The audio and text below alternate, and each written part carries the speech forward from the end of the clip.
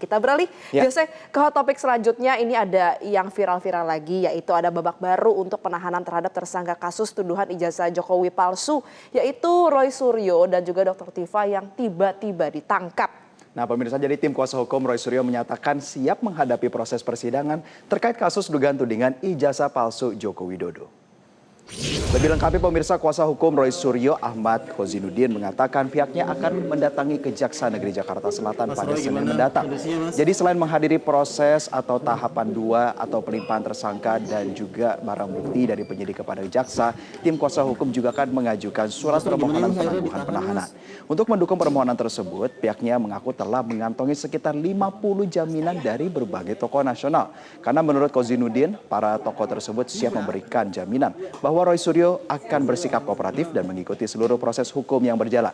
Namun meski mengupayakan penangguhan penahanan, tim kuasa hukum menegaskan siap menghadapi persidangan dan membela kliennya di muka hukum. Kita simak lebih lengkap pemirsa keterangan daripada pihak kuasa hukum berikut ini.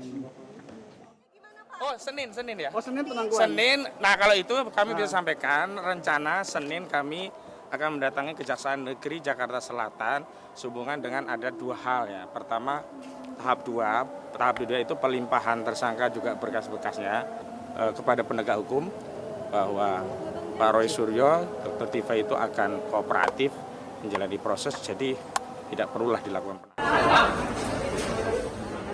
Dan lebih lanjut pemirsa, Guru Besar Ilmu Hukum Universitas Sudirman Profesor Hipnu Nugroho menilai sudah waktunya persoalan ini dibuktikan melalui proses persidangan sehingga hakim dapat menilai seluruh alat bukti secara objektif dan independen. Kita simak lebih lengkapnya berikut ini. Kasus 40 tahun yang lalu atau 30 tahun yang lalu, Mas, gitu loh. Sehingga memang perlu kehati-hatian, apalagi terkait dengan uji forensik nantinya. Sebetulnya bagaimana sih kondisi yang terjadi?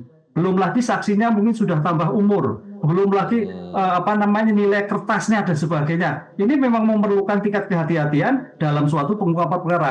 Kalau menurut keterangan saksi, apalagi kaitannya dengan KUHP baru, saya kira sudah cukup baik. Apabila terkait barang buktinya, keterangan saksinya sudah banyak, keterangan ahlinya sudah banyak. Nah, disitulah saya kira suatu hal yang segera untuk dilimpahkan. Karena suatu hukum itu harus selesai. Kita ingat betul ya Valerie dan juga pemirsa bagaimana perkembangan daripada kasus ini. Tapi waktunya sempit sekali tadi kita lihat. Waktunya sempit sekali dan Ya. tadi kan salah satu yang kita bahas adalah terkait dengan kuasa hukum yang mau mengajukan penangguhan penahanan. Ya. Tapi pemirsa, untuk tahap 2 ini di hari Senin tanggal 22 Juni.